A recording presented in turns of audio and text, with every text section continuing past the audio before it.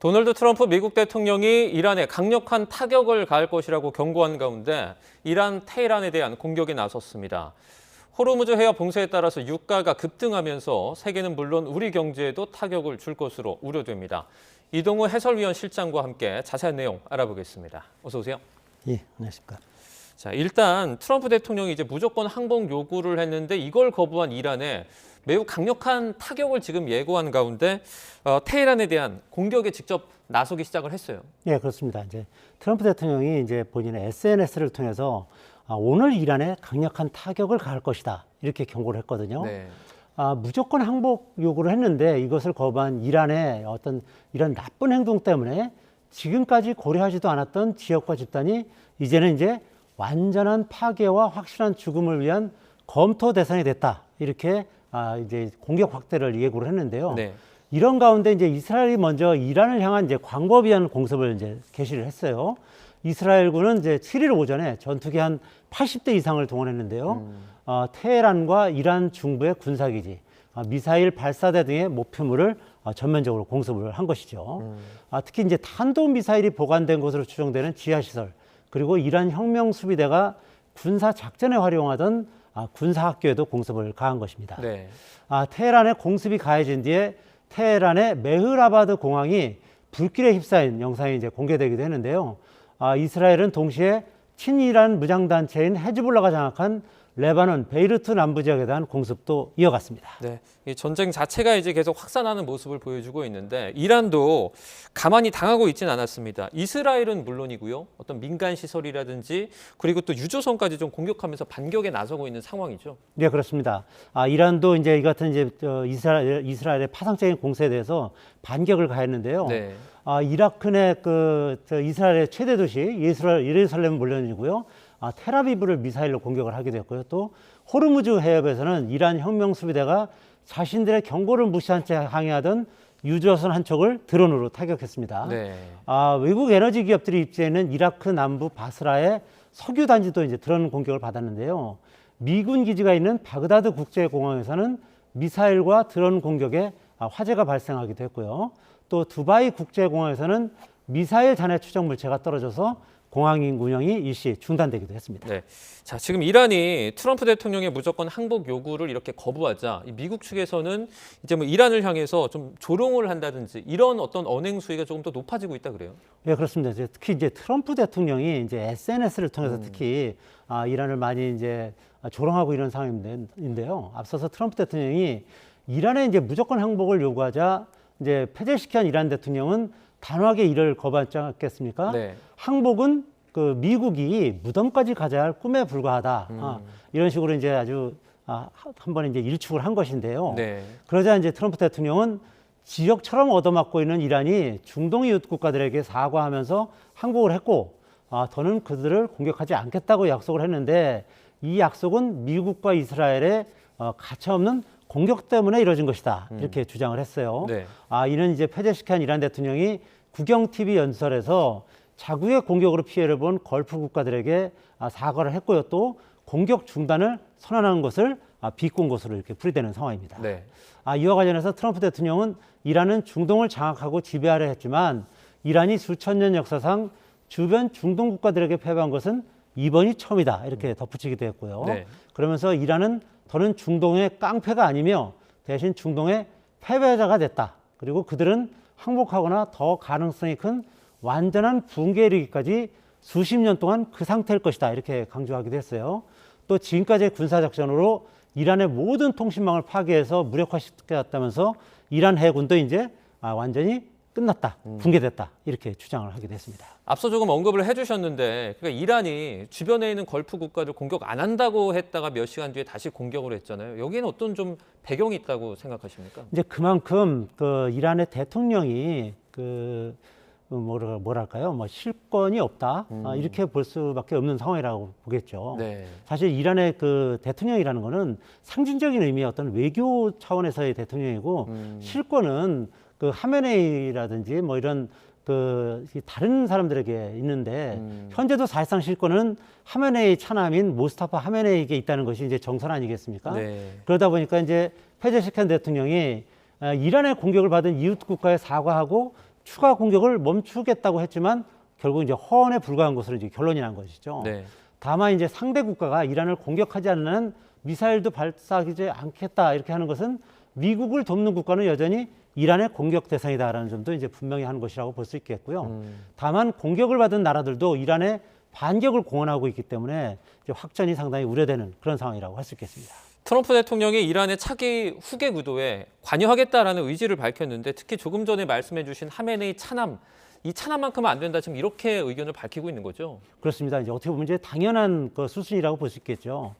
미국이 엄청난 그 군비와 그리고 이제 물자를 동원해서 이란을 공격했고 이제 네. 하메네이를 제거했지 않습니까? 네네. 그런 상황에서 이제 미군의 희생자까지 속출했는데 그 아들 모스타파 하메네이에게 권력이 넘어가는 것은 용납할 수 없는 그런 상황인 것이죠. 더구나 이제 모스타파 하메네이는 아버지보다도 더 강경한 입장을 가지고 있다고 알려져 있는 상황 아니겠습니까? 그렇기 때문에 그가 권력을 물려받는다고 하는 것은 어떻게 보면 상황이 더 나빠지는 것이라고도 할 수 있지 않겠습니까? 모스타파는 이란 혁명 수비대에 상당한 영향력을 행사한 것으로 알려져 있는데요. 하지만 이란은 아직도 모스타파 하메네이가 후계자가 되었다는 내용을 공식적으로는 발표하지 않고 있어요. 네. 왜냐하면 이제 미국과 이스라엘이 후계자에게는 죽음만이 있을 것이다. 이런 식으로 이제 경고하고 있기 때문에 네. 일부러 공식 발표를 하지 않고 있는 것으로 이렇게 풀이가 되고 있고요. 네. 뭐 그런 면에서 모스타파 하메네이가 뭐 공식 석상에 나타난다든지 이런 모습은 전혀 현재까지는 보이지 않고 있는 그런 상황인 것 네. 같습니다. 자, 지금 이란 측에서 처음으로 종전 중재를 시도하는 국가가 있다라고 언급을 했는데 미국은 뭐 부인을 하고 있지만 뭐 어쨌든 물밑 협상이 좀 시작됐다라고 저희가 좀 해석을 할 수 있을까요? 뭐 그런 상황일 가능성이 대단히 높다 이렇게 볼 수 있겠는데요. 우선 뭐 무엇보다도 이제 러시아가 중재하겠다는 입장을 밝히기도 했고요. 네. 또 이번 전쟁으로 이제 가장 괴로운 나라가 그 중동 산유국들 아니겠습니까? 네네. 이제 산유국들 입장에서는 이제 자기들이 이제 지금 석유를 생산해야 되는데 석유 이제 감산을 해야 되는 그런 상황에 몰리다 보니까 중재에 적극 나서고 있는 것으로 이렇게 알려져 있고요. 네.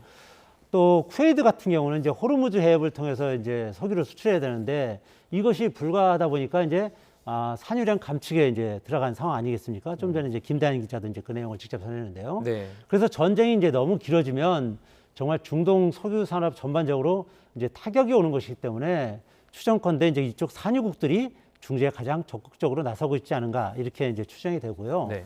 또 종전의 조건과 관련해서는 이제 지금 트럼프 대통령이 원하는 바가 결국은 미국에게 우호적인 정권이 아니면 안 된다 이런 것 때문에 그분에 대해서 이제 일정 정도 이란 내 어떤 컨센서스가 이루어져야 되는데 문제는 이제 그 부분이 현재 교착 상태에 있고 또 이것이 이제 단시간에 이루어지기는 뭐 쉽지 않은 상황이기 때문에 네. 이런 부분에 있어서 트럼프 대통령의 딜레마가 있다 이렇게 볼 수 있겠습니다. 네.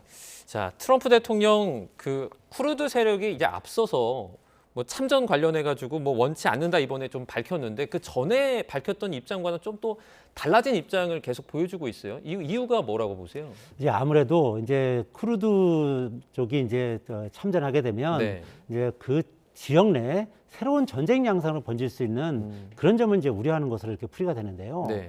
이제 쿠르드족이 참전할 경우에는 이들의 그 독립을 극도로 이제 경계하는 튀르키예 등 이제 주변국들이 자극받아서 그 지역에 대전쟁으로 이제 번질 위험성도 있거든요. 네. 또 전선을 이란 내부로 한정해서 조기에 승기를 굳히겠다 이런 전략적 판단으로도 보입니다. 네.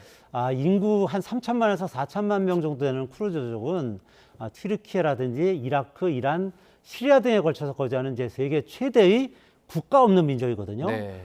그러다 보니까 이제 독자적인 국가 또는 자치 영토 확보를 오랜 목표로 삼아왔었습니다. 트럼프 대통령은 쿠르드족이 이란에 들어가는 것을 바라지 않는다면서도 이미 전쟁이 복잡한데 더 복잡해지는 것은 원치 않는다 이렇게 말했습니다. 그럼 네. 여기서 트럼프 대통령의 발언 한번 들어보시겠습니다. 네.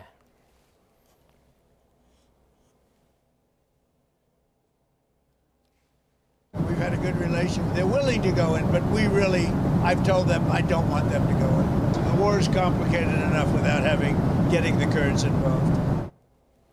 이제 앞서 언론 인터뷰에서 이제 쿠르드와 이란 공격 가능성을 두고 쿠르드 전적으로 찬성한다. 뭐 이런 입장을 보였던 거는 이제 180도 달라진 입장을 천명한 건데요. 그렇네요. 이제 트럼프 대통령의 말 바꾸기가 이제 한두 번이 아니기 때문에 별로 놀랍지는 않지만 이번에는 좀 그 정도가 좀 심하지 않았나 이런 생각이 좀 듭니다. 네, 이번 전쟁에 그리고 대해서 이 공화당 안에서도 이제 조금 부정적으로 생각하는 그런 층들이 조금 더 많이 생기고 있다라는 그런 소식들이 들려오고 있습니다. 아무래도 미국 내 여론이 좀 악화하게 되면 앞서 이제 그 얼마 뒤에 있을 그 미국에 있는 중간 선거에도 악영향을 줄 수 있지 않습니까? 트럼프 입장에서는 조금 걱정이 되는 그런 부분일 것 같아요. 예, 그렇습니다. 이제 아시다시피 이제 오늘 11월에 미국 중간 선거가 있거든요. 네. 미국 중간 선거에 있어서는 트럼프 대통령은 뭐 중간 선거에서 패배하게 되면 자신은 탄핵될 것이다 이렇게 뭐 두려움을 표시하기도 했는데요. 네. 이제 트럼프에게 상당히 이제 불리한 상황으로 이제 가고 있을 수도 있는데, 그러니까 이제 트럼프가 처음부터 이번 전쟁 시작하면서 4주 정도 기간 얘기를 했었거든요. 네네. 이제 단기간에 끝내겠다 이런 얘기겠죠. 근데 이제 이번 일주일이 아주 큰 고비가 될 것 같습니다. 미국 입장에서 이제 최상의 시나리오는 이제 어느 정도 이제 목표를 달성하고 차기 정부도 이제 주도를 해서 교체하는 이런 시나리오가 이제 최상의 시나리오가 될 텐데, 네. 아무래도 이제 베네수엘라 마두로를 전격 체포한 뒤에 부통령에게 이제 권력을 이양했던 그런 모델이 이제 가장 이상적이다 이렇게 볼 수 있겠고, 또 미국의 고분고분한 정권을 수립하겠다 이런 얘기라고 할 수 있겠는데요. 그런 상황을 지금 이제 전 세계가 지금 바라고 있고, 어떻게 보면 트럼프 대통령도 이제 가장 바라는 부분이 있는데, 트럼프 대통령이 이제 이와 관련해서 이란이 친미 정권을 수립하면 국가 재건을 지원할 수 있다는 이제 종전 구상을 내비쳤어요. 네. 자신의 이제 정치 구호라고 할 수 있는 마가, 미국을 다시 위대하게를 번떠서 미가라는 표현을 썼는데요. 이건 Make Iran Great Again. 그러니까 미가라는 이제 새로운 슬로건을 만든 건데요. 네네. 트럼프 대통령은 이제 이란이 무조건 항복한 뒤에 이제 미국이 수용할 지도자를 선출하게 된다면 이란을 다시 위대하게 미가 작업을 만들어서 줄 것이다 이렇게 강조를 했어요. 네. 그런데 이제 이란에서 이와 관련한 컨센서스가 이루어지는 데는 뭐 상당한 시간이 소요되거나 아예 불가능할 수도 있는 상황일 수 있거든요. 그래서 게다가 이제 트럼프 지지 기반인 이 마가라고 하는 슬로건은 결국 미국을 다시 위대하게라는 거 아니겠습니까? 그런데 이 마가 세력들은 그 세계 경찰 역할을 미국이 하면서 그동안 미국의 재원들을 많이 소진했기 때문에 그 재원들을 미국으로 돌리라고 하는 것이 이제 마가 세력들의 어떻게 보면 이제 주장이거든요. 그렇기 때문에 전쟁이 너무 길어지면 트럼프 핵심 지지 세력인 마가 중에서도 점점 이제 나쁜 반응이 이제 나올 수밖에 없는 것이고요. 실제로 일부 마가 세력들은 이제 트럼프 대통령을 막 비난하기 시작했어요. 네네. 트럼프는 이제 미군이 전쟁에서 크게 이기고 있고 또 이란 전체를 거의 파괴했다면서도 전쟁 기간에 대해서는 확실히 잘 모르겠다. 시간을 정해두지 않았다면서 장기전 가능성도 이제 열어뒀는데요. 이런 가운데 이제 이번 전쟁에 대한 부정적 여론도 상당히 높은 상황이기 때문에 트럼프에게는 압박 강도가 점점 높아질 수밖에 없다. 이렇게 볼 수 있겠습니다. 네, 이제 뭐 마가에 이어서 미가까지 등장한 상황에서 지금 러시아가 이란에 미군의 위치 정보를 알려주고 있다라는 지금 외신 보도가 나왔습니다. 그러니까 러시아가 어떤 미군의 정확한 어떤 뭐 군함의 위치라든지 또는 뭐 미사일의 위치라든지 이런 걸 좀 가르쳐 준다라는 건데 이 부분은 좀 어떻게 보세요? 글쎄요, 이제 그럴 가능성은 이제 배제할 수는 없는데 이 보도는 이제 워싱턴 포스트가 이제 관련 보도를 했거든요. 네. 러시아가 이제 중동에 배치된 미군 자산의 위치 정보를 이란에 제공했다는 미국 정보 당국의 평가가 나왔다 이렇게 전했거든요. 네. 미국과 이스라엘이 이란을 상대로 이제 군사 작전을 개시한 이후에 러시아가 분쟁에 간접적으로 관여하고 있음을 이제 시사하는 대목인데요. 워싱턴 포스트는 이 사안에 정통한 미국 당국자 3명을 인용해서 러시아가 전쟁이 시작된 이후에 이란의 미 군함과 항공기 등 중동에 있는 미군 자산의 위치를 알려줬다 이렇게 전했어요. 러시아는 이제 핵 프로그램하고 중동 내 무장단체 지원 문제 때문에 오랫동안 이제 국제적 고립을 겪은 이란하고 아주 가까운 몇 안 되는 국가 가운데 하나거든요. 네네. 이제 분석가들은 러시아의 정보 제공 가능성은 이제 최근 이란이 미군 지휘 통제 시설 그리고 레이더, 핵심 군사 인프라를 정밀 타격해온 공격 양상과 부합한다 이렇게 평가하고 있는 것입니다. 이란은 이제 지난달 28일에 미국과 이스라엘의 공격을 받은 뒤에 중동 내 미군 기지 그리고 외교 시설 등을 겨냥해서 수천 대의 자폭형 드론 그리고 수백 발의 미사일을 발사했거든요. 하지만 이제 트럼프 대통령은 러시아가 이란을 지원하는 것으로 보느냐는 질문에 부정적인 답변했어요. 이에 대해서 러시아가 이란을 지원하고 있다는 징후는 없다 이렇게 말하면서도 러시아가 도와주고 있다고 해도 큰 영향은 없을 것이다 이렇게 자신감을 피력하기도 했습니다. 네, 이 전쟁이 이제 에너지 위기로까지 번지고 있습니다. 이런 점에서 이번 전쟁이 이제 다른 어떤 국가가 아니라 러시아가 숨은 승자다라는 어떤 분석들도 계속 나오고 있는데 이 부분은 왜 그런지 설명을 좀 해주시죠. 근데 이제 그런 상황을 이제 흘러가고 있는 거는 이제 러시아가 이제 세계적으로 이제 석유와 그 LNG의 세계 5대 생산 국가거든요. 네네. 그러니까 이런 상황에서 러시아의 수출을 제재해 왔는데 이제 그리고 이제 중동 국가들도 이제 감산에 들어갔거든요. 근데 이런데 이번 에너지 위기의 이제 가장 큰 승자로 러시아가 떠오르고 있는 상황으로 가고 있는 겁니다. 월스트리트 저널은 일부 트레이더가 러시아산 원유를 브렌트보다 더 비싸게 프리미엄을 붙여서 거래하려 하고 있다. 이렇게 전했거든요. 인도가 러시아산 원유를 이미 이제 수입하도록 이제 허락한 미국인데요. 여기다가 제재 추가 완화 가능성도 내비치고 있어요. 결국 러시아가 이번 전쟁의 최대 수혜국으로 이제 떠오르고 있는 셈인데 네. 전문가들은 이제 분쟁이 길어질수록 세계는 러시아산 원유와 정제에 대한 의존도를 늘릴 수밖에 없을 것이다. 이렇게 전망하고 있습니다. 네, 이번 전쟁 때문에 러시아산 원유가 그러니까 가격적인 이득을 지금 보고 있다는 건데 자, 유가 폭등하면서 우리 경제에도 비상이 좀 걸렸습니다. 뭐 휘발유 값이 어느새 거의 2,000원 턱밑까지 올라왔고요. 그리고 좀 눈에 띄는 게 경유랑 휘발유 가격 역전 현상인데요. 이게 사실 경유가 원래 기본적으로 휘발유보다 싸게 팔리곤 했었는데 이렇게 되는 이유가 어디에 있습니까? 전통적으로 이제 우리나라에서는 이제 휘발유 값이 경유보다 훨씬 더 비쌌죠. 그런데 네네. 원래 세계적으로 이 경유가 훨씬 더 그 경제 위기나 이런데 민감하게 이제 움직입니다. 왜냐하면 경유는 화물이나 선박, 건설 등 이제 국가 경제 기반이 되는 산업 전반에 핵심 동력원을 쓰기 때문에 사용량을 급격하게 줄이는 건 거의 불가하기 때문인 것이죠.